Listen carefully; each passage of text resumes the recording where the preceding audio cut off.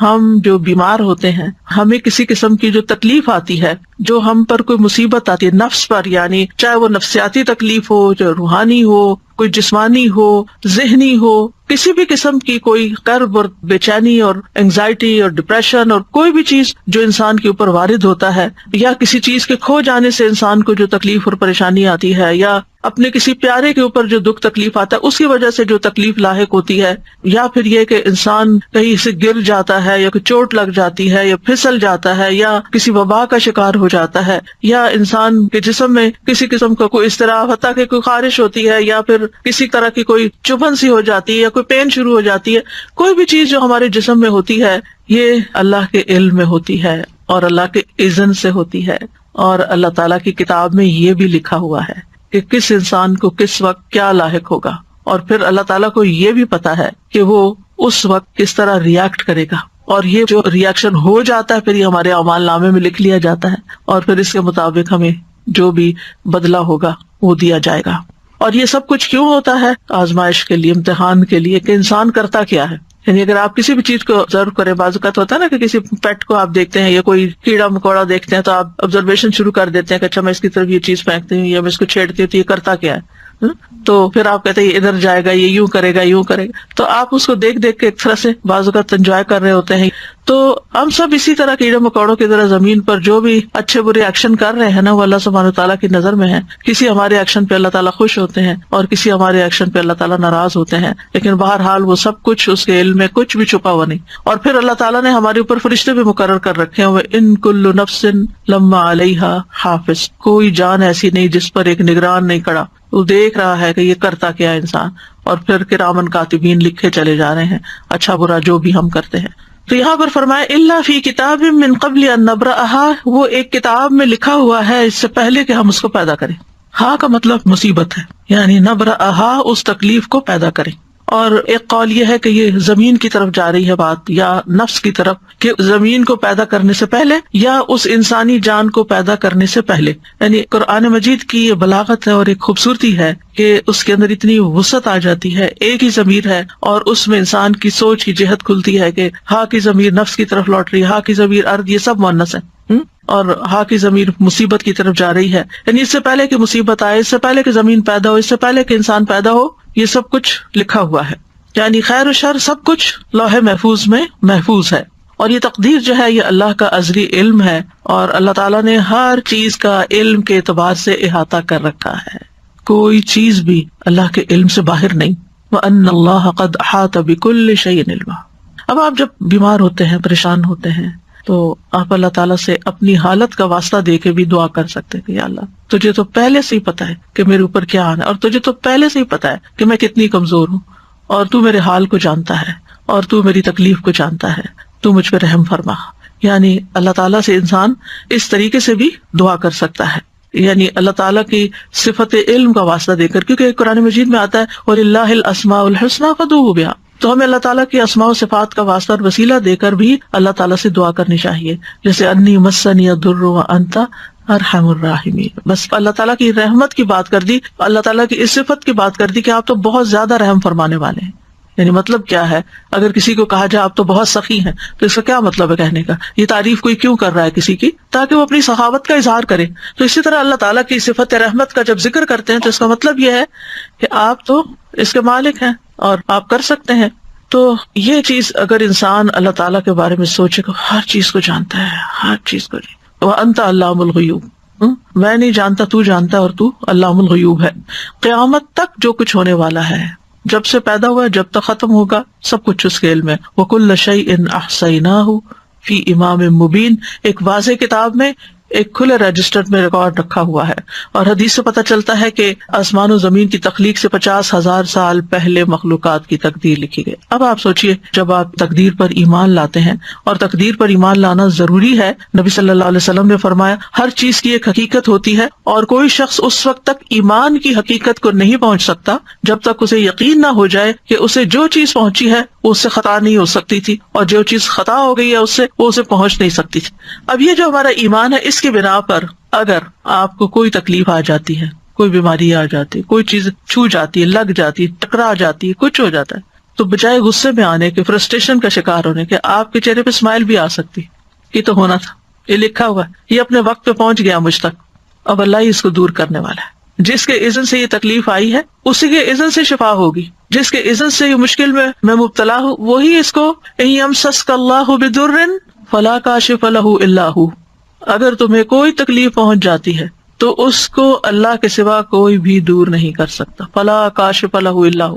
یہ یقین ہونا چاہیے پورا. جتنا زیادہ یہ یقین ہوگا کہ فلا کاشف لہ الا ہو، کہ اللہ ہی اس تکلیف کو دور کرنے والا ہے، اس کو کھولنے والا ہے، تو اتنا ہی زیادہ ہم اللہ سبحانہ تعالیٰ کی طرف رجوع کریں گے، اتنے یقین کے ساتھ اسی کی طرف لوٹیں گے، اسی کے در پہ جائیں گے، اسی کے آگے سر جھکائیں گے، اسی کو پکاریں گے، اسی کے آگے ہاتھ پھیلائیں گے، اسی کو مختلف چیزوں کا واسطہ وسیلہ دیں گے جو مشروع ہے یا جس کی اجازت ہے ہمیں. تو اس طرح اللہ تعالیٰ سے تعلق اور زیادہ مضبوط ہو جائے گا. پھر فرمائے ان ذالک علی اللہ یسیر. ہمیں لگتا ہے کتنا مشکل کام ہوگا، یہ کتنا بڑا کام ہے یہ سب کچھ، لیکن اللہ تعالیٰ فرماتے ہیں اس کے لیے تو یہ کچھ بھی مشکل نہیں. سبحان اللہ، یعنی اس کی قدرت اس سے بھی کہیں زیادہ ہے کہ وہ ان سب چیزوں کا علم رکھے. اور ہمیں کیوں بتایا جا رہا ہے؟ لِكَيْ لَا تَأْسَوْا عَلَىٰ مَا فَاتَكُمْ، تاکہ تم کھو جانے والی چیز پہ افسوس نہ کرتے رہو، تم سے غم دور کرنے کے لیے. اور یہ ایک حقیقت ہے کہ اگر انسان تقدیر کے معاملے کو اور اس بات کو سمجھ جائے کہ یہ کسی وجہ سے آئی ہے تکلیف مجھ پر، اللہ تعالیٰ یا تو مجھے ریسٹ کروانا چاہتا ہے یا مجھے کچھ سکھانا چاہتا ہے، یا کوئی بھی ایسی وجہ ہو سکتی ہے کہ جو مجھے علم نہیں، کیونکہ اس کا کوئی بھی فیصلہ حکمت سے خالی نہیں، یہ بھی ساتھ ہی یاد رکھنا چاہیے. یعنی ایسا نہیں کہ وہ اندھا دھند بس کسی کو سزا دے رہا ہے اور کسی کو کچھ جزا دے رہا ہے اور کسی کو فائدہ اور کسی کو ایسا نہیں ہے. ہر تکلیف کے پیچھے ایک حکمت، کوئی وجہ ہے. اس نے آپ کو کوئی اسپیشل چائلڈ دیا ہے، کوئی حکمت ہے اس کے پیچھے، کوئی وجہ ہے کہ اس نے آپ کو اس کام کے لیے چنا ہے. اسی طرح اگر کوئی اولاد کی طرف سے یا والدین کی طرف سے کسی پیارے کی طرف سے کوئی تکلیف پہنچتی ہے تو اس میں کوئی حکمت ہے. تو اگر انسان ایمان لے آئے تقدیر پر تو پھر غم ہلکا ہو جاتا ہے. وجہ بتا دی گئی کہ لِكَيْ لَا تَأْسَوْا، تاکہ تم افسوس نہ کرتے رہو، غمگین نہ رہو، عَلَىٰ مَا فَاتَكُمْ، جو تم سے فوت ہو گیا، یعنی جو تم سے چلا گیا، تمہاری صحت چلی گئی، تمہاری جوانی چلی گئی، تمہاری ہمت چلی گئی، تم سے کام کا چانس چلا گیا. اللہ کو یہی منظور، آگے موو فارورڈ، آگے چلو، آگے چلو. جو کھونا تھا ہو گیا، اب اس کے پیچھے جان ہلکان نہ کرو. جو ہونا تھا ہو گیا، اب اپنی زندگی کو آگے لے جاؤ، آگے کی طرف دیکھو، اچھی امید رکھو اور حوصلے میں رہو، کیونکہ یہ تو ہونا ہی تھا. کیونکہ انسان ہمیشہ عافیت میں نہیں رہ سکتا، ہمیشہ خوشحالی میں نہیں رہ سکتا، ہمیشہ رزق کی فراوانی میں نہیں رہ سکتا. یہ کمی بیشی ہوگی، اور جب ہو تو انسان اگر صرف اتنی بات سوچ لے کہ لکھا ہوا تھا، یہ تو ہونا تھا،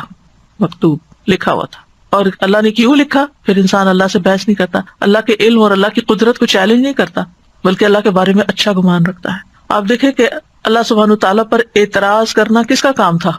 جانتے ہیں نا ہم، یہ شیطان کا کام تھا. تو پھر ہم کتنے مزے سے مختلف چیزوں پر اعتراض شروع کر دیتے ہیں. واضح طور پر شیطان کے نقش قدم پر چل رہے ہوتے ہیں، واضح کلیئر کہ اللہ نے میرے ساتھ ایسا کیوں کیا، وائی می، یہ کیوں ایسا کیا. یہ آپ یاد رکھے کہ یہ کیا ہے، یہ دراصل شیطان کے قدموں پر چلنا ہے، اس کی پیروی کرنا ہے، اس کے پیچھے جانا ہے. اور پھر دوسرا رویہ جو شیطانی رویہ ہوتا ہے، انا خیر منہ، وہ کیا ہے؟ تکبر والا. اور یہ تکبر والا رویہ یہ بھی اللہ کو ناپسند، یہ دونوں شیطانی رویے اللہ کو ناپسند ہے. ولا تفرحوا بما آتاکم، اس پہ مت خوش ہو، مت اتراؤ، مت اکڑو جو اللہ نے تمہیں دیا ہے. یعنی اپنی کسی بھی اسکل پر، اپنی کسی ذہانت پر، اپنی کسی قابلیت پر، اپنے کسی کارنامے پر، اپنی کسی کامیابی پر. کیونکہ عام طور پر کیا ہوتا ہے، یعنی ذرا سے دوسروں سے کوئی بہتر کام کر لیتے ہیں تو پھر ہم دوسروں کو حقیر سمجھنا شروع کر دیتے ہیں. میں اس سے بہتر ہوں، مجھے زیادہ اچھا پکانا آتا ہے، مجھے زیادہ اچھا پڑھانا آتا ہے، مجھے زیادہ اچھا فلاں کام آتا ہے. یعنی کوئی بھی جو کام اپنی چاہے قابلیت ہو، یا میرے پاس یہ زیادہ اچھا ہے، میرے بچے زیادہ خوبصورت ہیں، میرے بچے زیادہ پڑھے لکھے ہیں،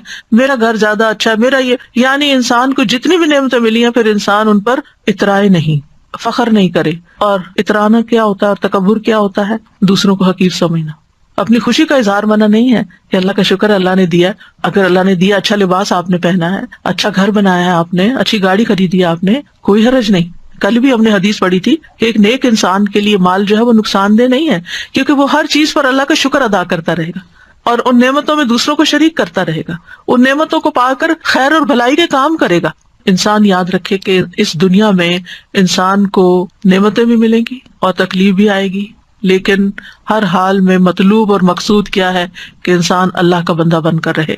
اکرمہ ابن عباس سے روایت کرتے ہیں کہ وہ اللہ کے فرمان اسی آیت کے بارے میں کہتے ہیں کہ ہر شخص غمگین ہوتا ہے اور خوش ہوتا ہے، لیکن مومن اپنی مصیبت پر صبر کرتا ہے اور خوشحالی پر شکر کرتا ہے۔ اس آیت میں ایک بات یاد رکھیں کہ اس کا یہ مطلب نہیں کہ اگر ہر چیز لکھی ہوئی ہے تو انسان کوشش نہ کرے، نہیں، کوشش بھی کرنا اللہ کے اذن سے ہے اور اللہ کا حکم ہے اور ہمیں اس پر ابھارا گیا ہے، وَأَن لَيْسَ لِلْإِنسَانِ إِلَّا مَا سَعَىٰ، کہ تمہیں کوشش کرنا، کیونکہ ہمیں تو نہیں پتا نا آگے کیا لکھا ہوا ہے، ہمیں نہیں پتا، تو ہمیں جو نعمتیں ملی ہیں اور جو وسائل ملے ہیں اور جو جسمانی قوت ملی ہے اس کے ساتھ اس دنیا میں رہتے ہوئے احرص علی ما ینفع، جو چیزیں فائدہ دیتی ہیں ان کی حرص کرے، انسان اپنی صحت کا خیال رکھے، انسان اپنے لیے وہ تمام وسائل اختیار کرے، چاہے ایکسرسائز ہے، چاہے بریدنگ ہے، چاہے ہیلدی ڈائٹ ہے، یا جو بھی، یا پھر اگر بیمار ہوتا ہے تو علاج کرتا ہے، تو یہ انسان کے پارٹ پر اور اس کو کرتے رہنا چاہیے۔ لیکن کچھ چیزیں کرتے رہنے کے باوجود بھی الٹ ہو جاتی ہیں تو وہ پھر انسان کو یہ یاد رہے اس وقت کہ یہ ہونا تھا،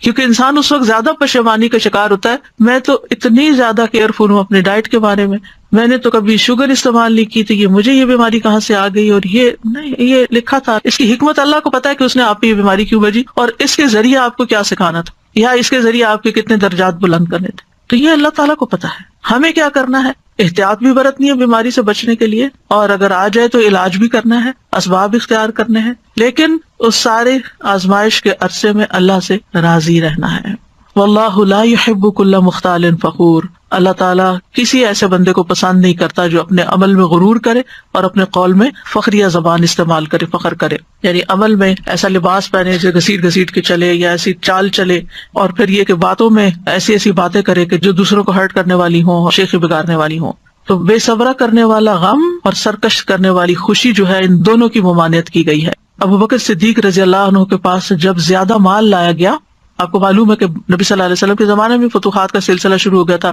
بہت سی جگہوں سے غنائم وغیرہ آ رہے تھے، حضرت ابو بکر کے زمانے میں اور زیادہ بڑھ گیا، حالانکہ صرف 2 سال ہی تھے۔ تو جب زیادہ مال آیا آپ کے پاس تو انہوں نے کہا، اے اللہ، ہم طاقت نہیں رکھتے مگر یہ کہ ہم اس بات پر خوش ہوں جو تو نے ہمارے لیے مزین کیا ہے، یعنی ہمیں مال اچھا لگتا ہے، کوئی چیز ملتی ہے تو ہمیں خوشی ہوتی ہے۔